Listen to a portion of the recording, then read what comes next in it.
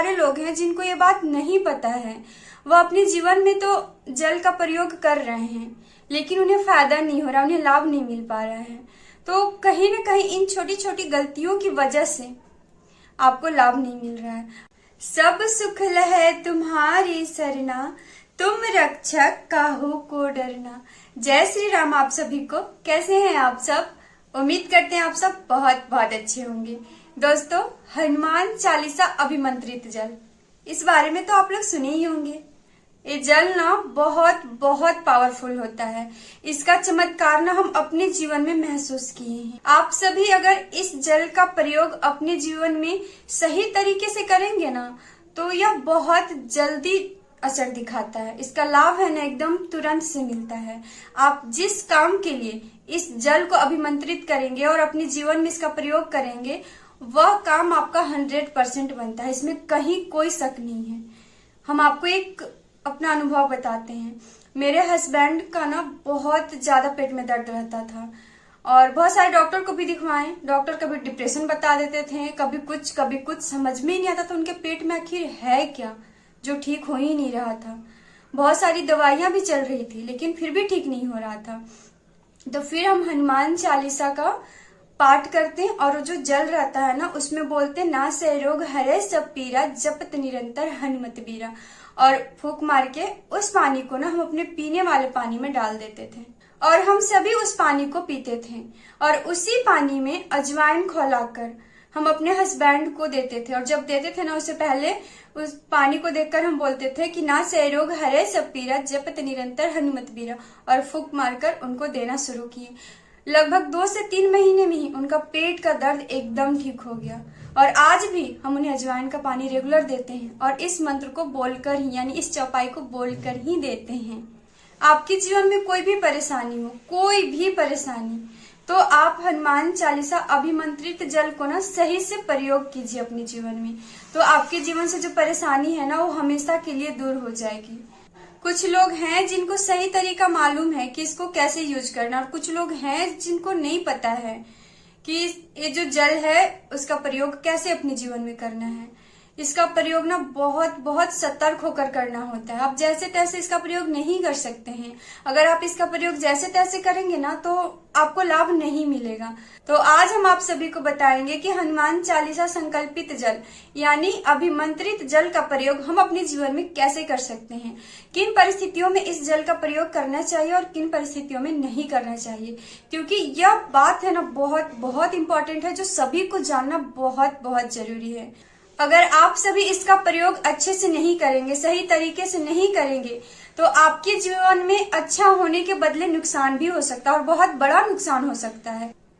तो आप सभी अगर अपने जीवन में इस जल के चमत्कार को देखना चाहते हैं तो इस वीडियो को पूरा देखिएगा। इस वीडियो में हम आप सभी को ना सारी जानकारी देने वाले हैं कि इस जल का प्रयोग कैसे करना है और कैसे आपको लाभ होगा। तो वीडियो में आखिरी तक बने रहिएगा। दोस्तों, इस जल को अपने जीवन में प्रयोग करने के लिए ना कुछ बातों का ध्यान रखना बहुत बहुत जरूरी है। पहला चीज, अगर आप नॉनवेज खाते हैं तो उस दिन आप इस जल का प्रयोग नहीं करेंगे, या फिर जिस दिन आपको नॉनवेज खाना है उस दिन, या फिर खाने के बाद आप इस जल का प्रयोग नहीं करेंगे, भूल कर भी नहीं करेंगे। आप जब भी इस जल का प्रयोग करें तो शुद्ध अवस्था में करें। यह जल 40 चौपाइयों से अभिमंत्रित होता है और ये हनुमान चालीसा का जो 40 चौपाई है बहुत बहुत पावरफुल है। अगर आप नॉनवेज खाते हैं, ड्रिंक करते हैं, उस अवस्था में आपको यह जल का उपयोग नहीं करना है, इस जल को नहीं पीना है। जैसे देखिए, डॉक्टर हमारी बीमारी के लिए कुछ दवाइयां देते हैं तो उसके साथ परहेज भी बताते हैं। ठीक उसी तरह हनुमान चालीसा संकल्पित जल को जब हम अपने जीवन में प्रयोग करते हैं तो हमें कुछ चीजों का ना परहेज करना पड़ता है। जैसे आप अगर नॉनवेज खा रहे तो आपको नहीं इस जल का प्रयोग करना अपने जीवन में।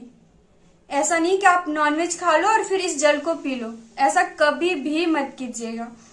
दूसरी बात, महिलाएं अगर मासिक धर्म में हैं, जैसा हम करते हैं, हम अपना अनुभव आप सभी को बताते हैं, जब आप मासिक धर्म में हैं यानी पीरियड्स में हैं तो आपको इस जल का प्रयोग नहीं करना है, इस जल को नहीं पीना है।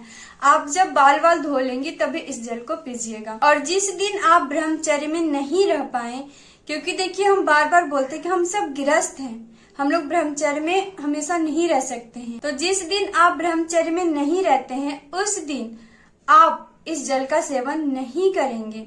जब आप नहा धोकर फ्रेश हो जाएंगे ब्रह्मचर्य नहीं रहने के बाद, यानी जो भी हस्बैंड वाइफ का रिलेशन है उसके बाद आप नहा धोकर फ्रेश हो जाएंगे, तभी आपको इस जल को पीना है। जब आप इन छोटी छोटी बातों का ध्यान रखेंगे उसके बाद आप हनुमान चालीसा अभिमंत्रित जल का प्रयोग अपने जीवन में, अपने काम के लिए, जो भी काम के लिए आप उसको अभिमंत्रित कर रहे हैं उस काम में इस जल का प्रयोग करेंगे तो आपको लाभ जरूर मिलेगा, चमत्कार जरूर होगा।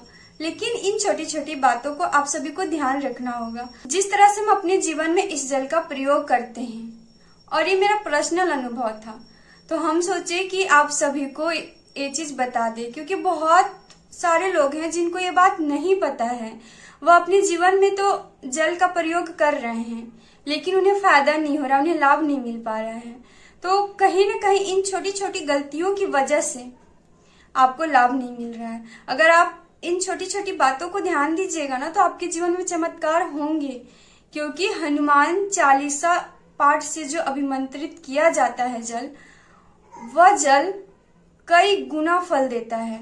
आपके अगर शरीर में कोई बीमारी उसको ठीक करता है, आपके कार्य में रुकावट आ रहा है, आप सफल नहीं हो पा रहे हैं एग्जाम में, इंटरव्यू में, तो आप एग्जाम देने से पहले इस जल को पीकर जाएं, इंटरव्यू देने से पहले इस जल को पीकर जाएं, तो आप सक्सेसफुल जरूर होंगे। तो आप सभी इन छोटी छोटी बातों को ध्यान में रखिए और अपनी जो भी परेशानी है उसके लिए आप इस जल का प्रयोग अपने जीवन में करें, आपकी परेशानी 100% दूर होगी। तो आज का वीडियो यहीं तक, जल्द मिलते हैं नेक्स्ट वीडियो में। आप सभी कमेंट में जय श्री राम, जय हनुमान जी और हर हर महादेव जरूर से टाइप कीजिएगा। और वीडियो अच्छी लगी हो तो वीडियो को लाइक, शेयर और चैनल को सब्सक्राइब जरूर से जरूर कीजिएगा। तो आप सभी हमारे साथ मिलकर बोले सियावर रामचंद्र की जय, पवन सुत हनुमान की जय, उमापति महादेव की जय।